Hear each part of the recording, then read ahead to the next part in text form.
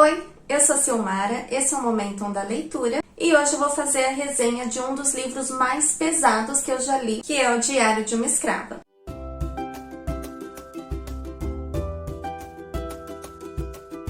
E sejam muito bem-vindos a mais um vídeo do canal. E aproveitando que você chegou aqui, já se inscreve para me acompanhar aí nos próximos vídeos e já senta o dedo no botão do like para me ajudar aí no engajamento. E lembrando que esse canal é um associado da Amazon, então se você for comprar qualquer item no site da Amazon, lembra de usar o meu link, por favor. Eu vou deixar o link aqui na descrição e isso vai me ajudar demais a gerar uma comissão aqui para o canal.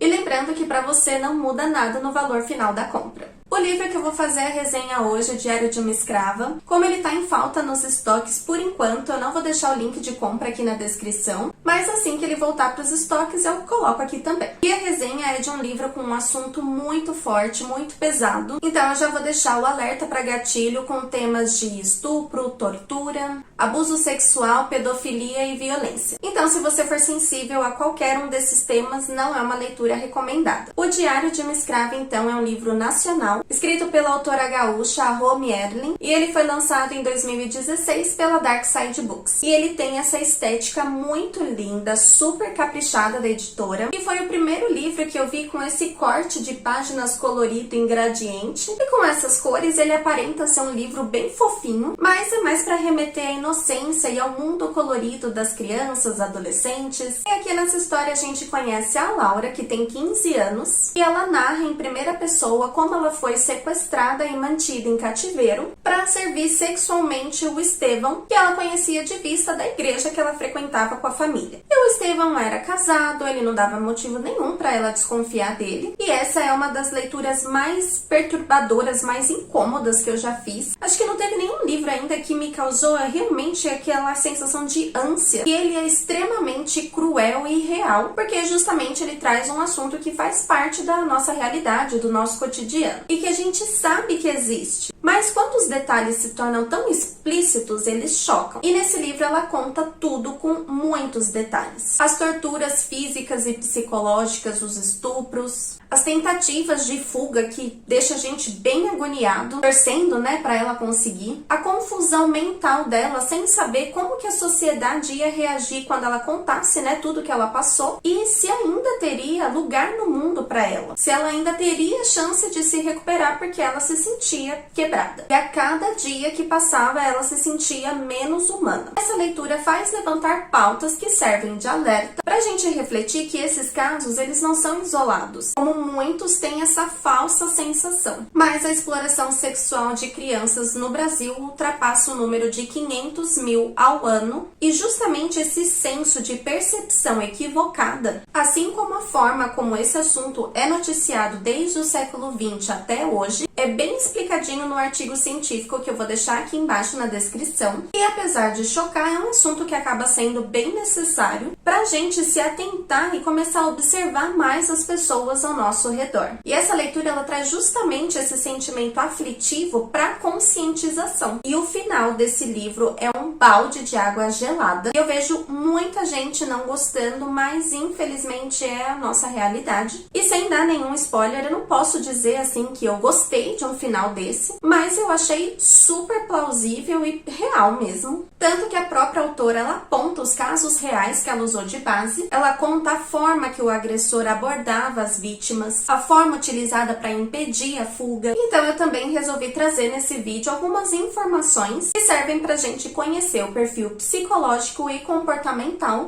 de agressores sexuais de crianças. Essas informações que eu vou passar aqui, eu me baseei num artigo científico que eu vou deixar aqui embaixo na descrição, que justamente leva a esse título. Esse artigo foi feito por pessoas da área da psiquiatria e da psicologia forense da Faculdade de Medicina da USP. Essas informações servem muito para a gente analisar as pessoas e as situações que a gente vivencia justamente para prevenir que casos semelhantes desse livro aconteçam. E como alguma dessas informações que eu falar, elas são bem detalhadas e descritivas. Eu não recomendo que as pessoas mais sensíveis a esse tipo de assunto continuem, né, assistindo, porque realmente, né, pode gerar bastante incômodo, principalmente, né, porque a gente tá falando de crianças. Mas, segundo a psicologia forense, os perfis de exploradores de crianças pode ser dividido em abusador e molestador. O abusador é o do tipo menos invasivo. Ele dificilmente age com violência. Isso tem seus problemas, né, porque dificulta muito que a própria criança ou as pessoas ao redor percebam, né, o que ele tá fazendo. E mesmo sem violência, os danos psicológicos para a criança podem ser bem graves. Esse perfil ele tende a se envolver com pornografia infantil e ele é do tipo solitário. Justamente essa falta de interação social acaba levando esse tipo de perfil a se afundar em fantasias sexuais com crianças. Já o tipo molestador, ele tem um comportamento mais invasivo e uso de violência frequente. Sendo que o molestador ele pode ser dividido em situacionais ou preferenciais. O primeiro tipo, né, o situacional, ele aproveita de uma situação favorável a ele. O segundo tipo, o preferencial, ele tem preferência por esse tipo de relação. Ou seja, ele só consegue ter prazer sexual se a vítima for uma criança. O molestador situacional, ele pode ser do tipo pseudopedófilo, onde a criança ela não é o objetivo, o foco central da fantasia dele. Logo, ele não pode ser diagnosticado como pedófilo. Mas esse tipo, ele percebe a fragilidade da criança em benefício próprio. Ele percebe também a dificuldade dele ser descoberto. Em termos práticos, esse perfil, ele geralmente é casado, ele tem uma família normalmente, mas se ele perceber uma disponibilidade de violentar uma criança, ele vê ali uma oportunidade. O molestador situacional, ele também pode ser do tipo regredido. Esse perfil é de um indivíduo que vive intensamente sob estresse. E para ele se sentir seguro, ele passa a atacar pessoas tão fragilizadas quanto ele. E para satisfazer os desejos dele, né, sexuais, ele usa de grupos vulneráveis, como idosos e deficientes físicos ou mentais. Esse perfil, ele geralmente tem um estilo de vida estável, então geralmente ele é empregado, ele utiliza também de pornografia infantil e ele sente prazer em seduzir para diminuir os seus problemas com autoestima. O molestador situacional, ele ainda pode ser do tipo inescrupuloso e esse perfil, ele mente, ele trapaceia, ele furta, ele abusa de quem tiver disponível, seja criança ou não. E ele não tem pudor, ele utiliza de todas as formas disponíveis, seja com a força, com a sedução, com a manipulação. E o pior é que esse estilo, ele pode ser considerado charmoso e uma pessoa agradável pelas pessoas, pelas crianças. Para esse perfil, o incesto é bem comum e ele pode se envolver com filhos, com enteados normalmente. Existe também o molestador situacional inadequado. Nesse perfil existe a possibilidade que o molestador sofra de algum transtorno mental que o impossibilite de perceber as diferenças entre o certo e o errado. E esse tipo, em geral, ele não manifesta comportamentos agressivos, ele não machuca fisicamente, mas ele abusa de outras formas, seja abraçando, acariciando ou outros atos libidinosos que num contexto normal seriam, né, as preliminares. Nesse caso bizarro, ele vira um contexto jurídico. Então esse perfil, ele raramente ele chega, né, à relação sexual de fato. Já o pedófilo molestador preferencial, que é o tipo, né, que só tem relação sexual com crianças, ele utiliza de violência extrema, podendo chegar ao homicídio, e esse perfil ele pode ser dividido em sedutor, sádico ou introvertido, sendo que o sedutor é o tipo mais perigoso pela dificuldade que a criança tem de escapar. Esse perfil ele presenteia, ele corteja, ele seduz o alvo, ele fica íntimo e ele insinua os assuntos sexuais de forma gradativa e de uma forma mais indireta para a criança já ir se acostumando com isso e ficando, né, mais desinibida, entendendo que aquela é uma situação cotidiana, uma situação normal. Esse perfil ele geralmente é solteiro, ele tem mais de 30 anos, ele tem alguns comportamentos mais infantilizados e ele tem profissões próximas das crianças, justamente para ele conseguir atingir vários estágios de sedução.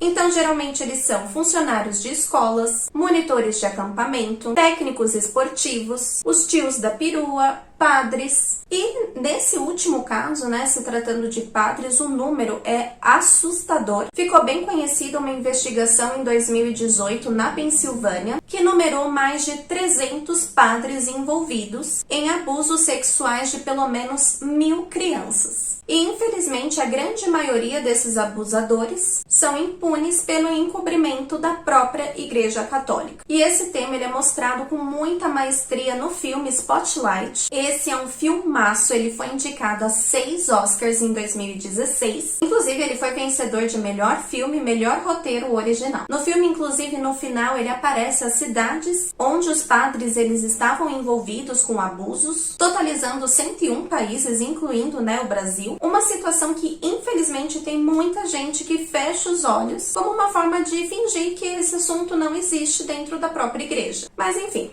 voltando então, tem ainda o tipo pedófilo, molestador, preferencial, sádico, e esse ele tem o excitamento proporcional à violência utilizada. Ele realmente sente muito prazer em machucar, e isso, né, obviamente, pode ser fatal. Esse perfil, ele geralmente não conhece a criança, então ele não utiliza o método de sedução, mas ele utiliza de truques para tirar a criança dos pais ou dos responsáveis, ou utiliza armas para uma forma de amedrontar. Esse é um perfil que muda muito de cidade, ele tem empregos temporários, e os meninos são as principais vítimas desse perfil. E esse pode chegar a práticas insanas como canibalismo, castração e decapitação. O perfil molestador preferencial introvertido, ele é do tipo que ele não tem habilidades para seduzir a criança, e em geral a criança ela é desconhecida e muito pequena para entender, né, o que está acontecendo, e é um perfil que age mais em parques infantis ou locais com grande concentração